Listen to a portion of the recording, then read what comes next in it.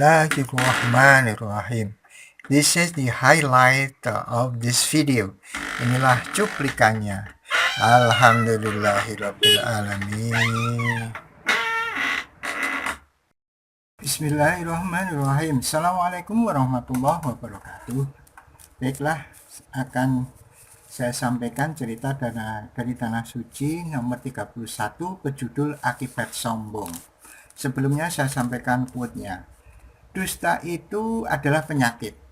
Dan apa obatnya?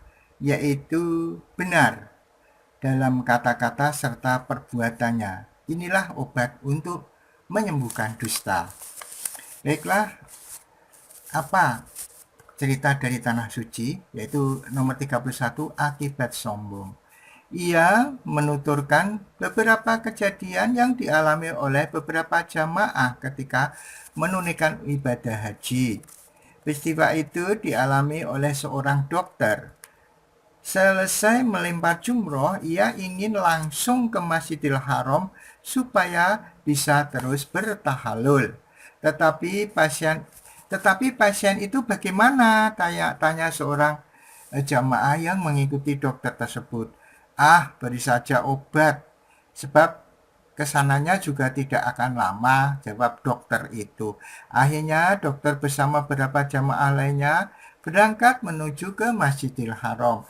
Tetapi entah apa penyebabnya, dokter bersama 4 jamaah yang turut bersamanya ketika mau pulang tidak tahu jalan. Mereka malah nyasar ke tempat lain. Ini akibat gampangke dan meremehkan atau kesombongannya.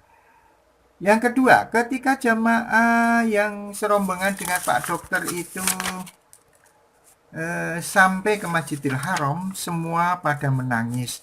Mereka menangis karena haru dan merasa kecil melihat keagungan ilahi yang ada di sana. Setelah mereka berkumpul kembali di penginapan, entah guyon, entah bagaimana, seorang mantri kesehatan nyeletuk, "Kenapa pakai nangis?" "Saya mah enggak nangis," kata mantri itu kepada kawan-kawannya yang ketika di Masjidil Haram menangis.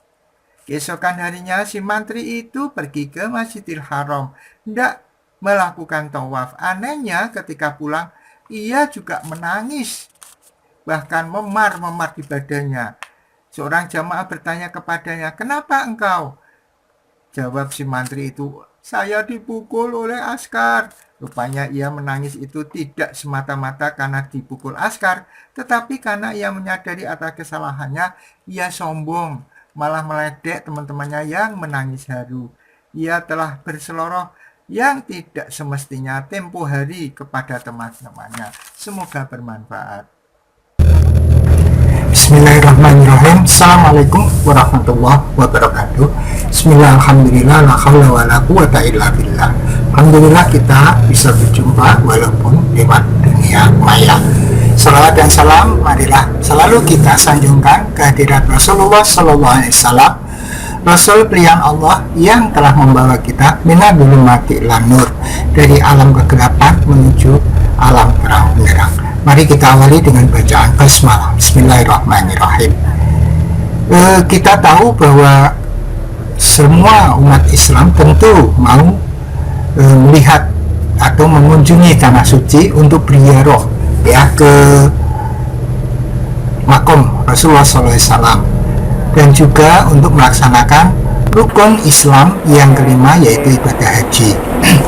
Kita semua yakin dan percaya bahwa Tanah Suci merupakan anugerah bagi Allah untuk manusia, di mana merupakan satu wahana pertemuan umat Islam seluruh dunia saat itu. Kita semua tentu akan ingin sekali mengikuti kegiatan itu berupa haji. Kalau toh tidak haji karena terlalu lama untuk menunggunya, mungkin kita bisa berumroh. Kemudian kita juga tahu bahwa Tanah Suci ini banyak keajaiban di sana, banyak hal-hal yang di luar nalar begitu, tetapi itu semua adalah atas izin Allah Subhanahu wa Ta'ala. Oleh karena itu, kesempatan ini saya akan menyampaikan beberapa kisah, beberapa hal yang terjadi yang merupakan keajaiban ya, dan hal-hal yang menarik yang terjadi di Tanah Suci yang merupakan testimoni dari apa yang saya alami dan juga dari referensi yang pernah saya dengar, saya baca, kemudian saya ulang kembali untuk menceritakan di sini. Tentu saja ini masih banyak kekurangan, ya tidak seindah apabila Anda bisa berkunjung ke Tanah Suci sendiri. Tapi setidaknya mudah-mudahan memberikan motivasi akan kerinduan kita, terutama bagi yang belum pernah, yang sudah pernah ke sana pun sangat rindu ya untuk bisa hadir di Tanah Suci kembali. Ya, yang saya hormati para pirsawan semuanya. Jadi tujuan saya untuk mengunggah ini adalah untuk membunuh lupa, biar waktu yang ada pada diri saya setelah pensiun ini masih memiliki manfaat bagi orang lain, sehingga saya membuat konten ini. Kemudian saya juga ingin memiliki satu jejak digital yang mudah-mudahan nanti setelah saya meninggal bisa diputar kembali dan bisa bermanfaat bagi orang lain. Yang ketiga, saya bertujuan untuk meningkatkan keimanan untuk saudara-saudara semua, juga untuk diri saya sepanjang masih hidup ini. Mudah-mudahan iman kita tetap meningkat ya, sebagaimana Allah berfirman, a'udzubillahi minasyaitonirrajim, bismillahirrahmanirrahim, ya ayyuhalladzina amanu taqullaha haqqa tuqatih wa la tamutunna illa wa antum muslimun. Ya ayyuhalladzina amanu, wahai orang-orang yang beriman, ittaqillah, mari kita tingkatkan ketakwaan kita kepada Allah. Wala tamutunna illa wa antum muslimun.